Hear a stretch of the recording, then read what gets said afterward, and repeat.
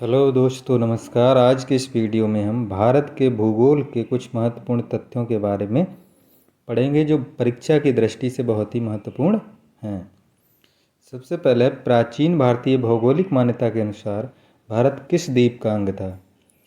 भारत था प्राचीन भौगोलिक मान्यता जो है उसके अनुसार जो जम्बू द्वीप था उसका ये हिस्सा था, जम्बू द्वीप का। उसके बाद है भारत पश्चिम तथा पूर्वी छोरों के स्थानीय समय में ये होगा पश्चिम। भारत के पश्चिम का मतलब गुजरात जो हो गया। पूर्वी छोरों के स्थानीय समय में लगभग कितने घंटे का अंतर है।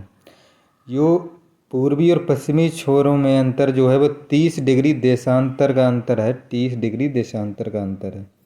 तो 1 डिग्री जो होता है वो 4 मिनट के बराबर होता है। 30 चौक 120 हो जाए। 120 मिनट का मतलब 2 घंटे अंतर लगभग हो जाता है। 68 डिग्री से 98 मिनट, 68 से 98 डिग्री तक है ये इसका फैलाव पश्चिम से पूरब तक। तो लगभग 30 डिग्री देशांतर का अंतर। 30 डिग्री देशांतर का मतलब हो जाता है हमारा 120 मिनट यानी 2 घंटे। भारत दक्षिणतम बिंदु कौन सा है। भारत का दक्षिणतम बिंदु जो है वो इंदिरा पॉइंट है जो निकोबार द्वीप समूह में स्थित है। संस्कृत साहित्य में किस पर्वत का नाम कृष्णागिरी है। संस्कृत साहित्य में कराकोरम के लिए, कराकोरम श्रेणी है पर्वत श्रेणी, उसके लिए कृष्णागिरी नाम दिया गया है। उत्तरी विशाल मैदान में मिट्टी की परतें अधिक से अधिक कितनी गहराई तक पाई जाती हैं। तो ये 200 से 300 मीटर तक। दक्षिण भारत का सर्वोच्च शिखर कौन सा है। दक्षिण भारत का सर्वोच्च शिखर जो है वो बहुत ही पूछा जाता है अनाईमुडी साउथ इंडिया का सर्वोच्च शिखर।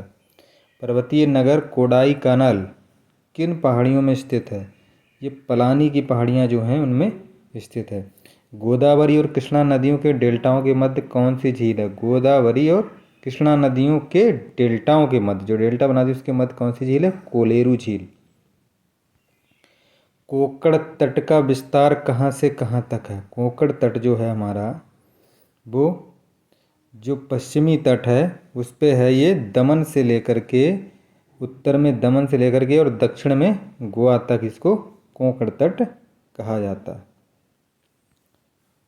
भारत का कौन सा द्वीप समूह प्रवाल जीवों का द्वारा बनाया हुआ है। कौन सा द्वीप जो है वो प्रवाल जीवों द्वारा बना, प्रवाल जीवों द्वारा, ये है लक्षद्वीप। बुंजी जगह का नाम है सिंधु नदी का महाखड्ड। बुंजी के पास जो सिंधु नदी वो एक खड्ड बनाती है जिसकी गहराई पूछ रहे हैं तो ये है 5200 मीटर। बहुत गहरा खड्ड बनाती है। विवर्तनिक हलचलों से धरातल के किसी भाग के नीचे धंस जाने से जो घाटी बनती है उसे हम क्या कहते हैं, भ्रंश घाटी। उस पर्वत श्रेणी का नाम बताइए जो संपूर्ण भारतीय उपमहाद्वीप के लिए जल विभाजक का कार्य करती है। जल विभाजक का कार्य करता है हमारा हिमालय पर्वत।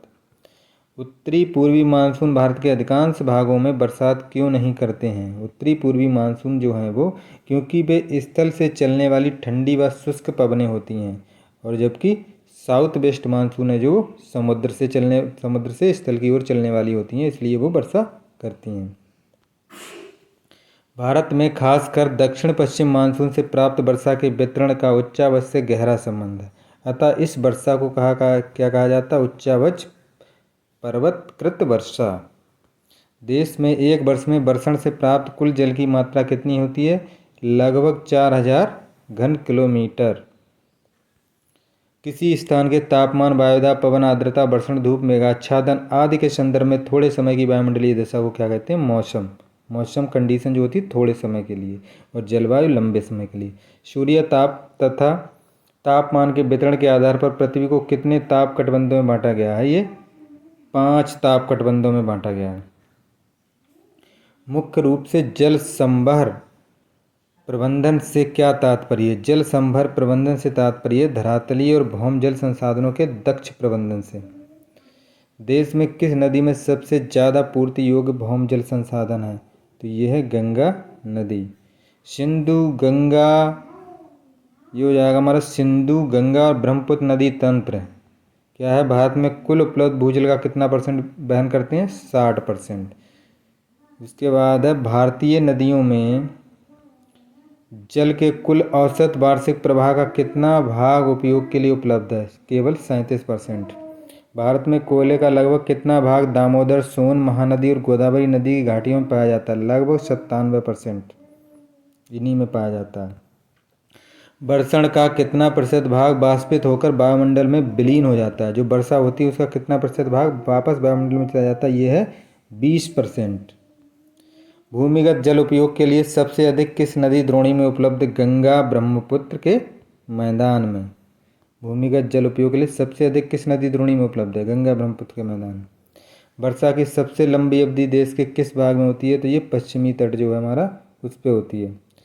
वर्षा जल निधि किसे कहा जाता है? किसी क्षेत्र में प्राप्त वर्षा की कुल मात्रा।